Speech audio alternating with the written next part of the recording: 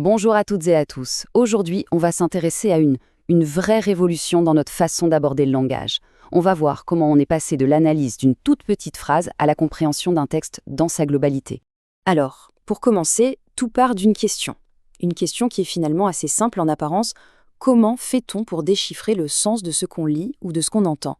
On a cru pendant très très longtemps que la réponse était évidente. Pour les scientifiques, le secret c'était de comprendre chaque phrase, une par une, comme si c'était des briques de Lego qu'on pouvait analyser séparément. C'est une idée logique, mais on va le voir, c'était aussi une idée très limitée.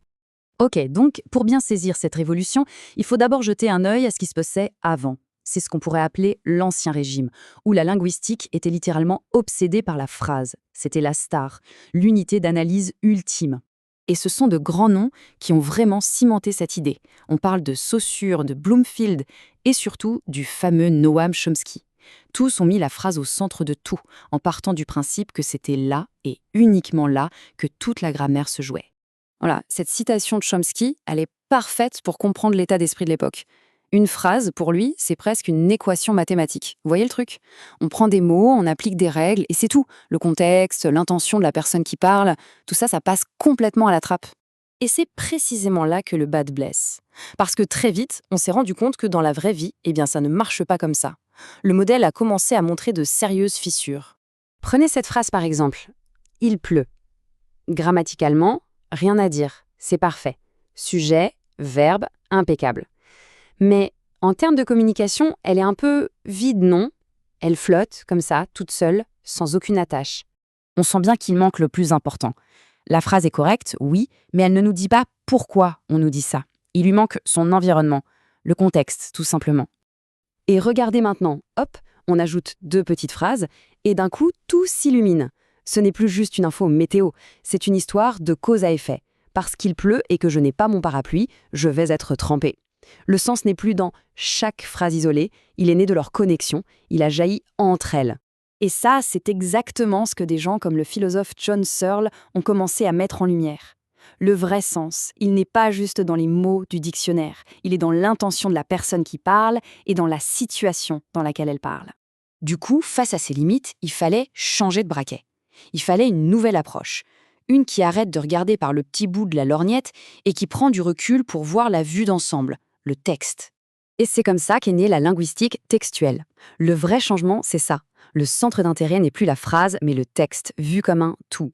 La question n'est plus de savoir si une phrase est grammaticalement correcte, mais si un texte, s'il fonctionne, s'il communique quelque chose de cohérent. Alors là, on a 2 chercheurs, Beaugrand et Dressler, qui ont été de vrais pionniers.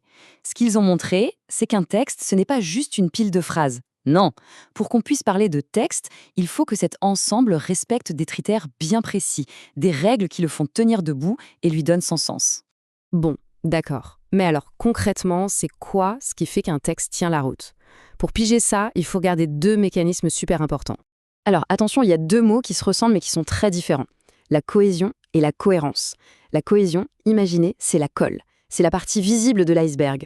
Ce sont les pronoms, les connecteurs comme donc ou mais, les petits fils qui relient les phrases en surface. La cohérence, elle, c'est plus subtil, c'est plus profond. C'est le fil rouge, la logique interne qui fait que l'ensemble a du sens pour nous, même quand les liens ne sont pas écrits noir sur blanc. Et justement, sur la cohésion, Hallyday et Hazan ont mis le doigt dessus. C'est vraiment ça. La cohésion, c'est ce qui transforme une simple liste de phrases en un véritable tissu, une unité qui a son propre sens. Alors tout ça, ça peut paraître un peu abstrait, un peu de la théorie de linguiste, je sais, mais en fait, pas du tout. Ce changement de vision a eu des conséquences énormes et très concrètes dans notre vie de tous les jours. Pensez-y, sans cette approche, pas d'intelligence artificielle capable de dialoguer de façon cohérente, comme ChatGPT. Fini. Les systèmes de traduction automatique qui ne font pas du mot à mot stupide, ça vient de là aussi. Et même à l'école, la façon dont on apprend à écrire a changé. On n'apprend plus juste à faire de belles phrases, on apprend à construire des paragraphes qui ont du sens les uns avec les autres. Donc, pour résumer, ce passage de la phrase au texte, ce n'est vraiment pas qu'une petite discussion d'experts. C'est un vrai bond en avant qui a permis des avancées technologiques qu'on utilise tous les jours et qui, au fond, nous aident à mieux communiquer entre nous.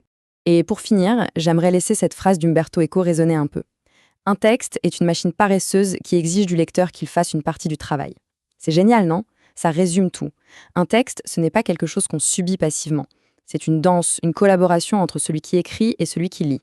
Ça nous rappelle que comprendre le langage, ce n'est pas juste appliquer des règles, c'est participer activement à la création de sens.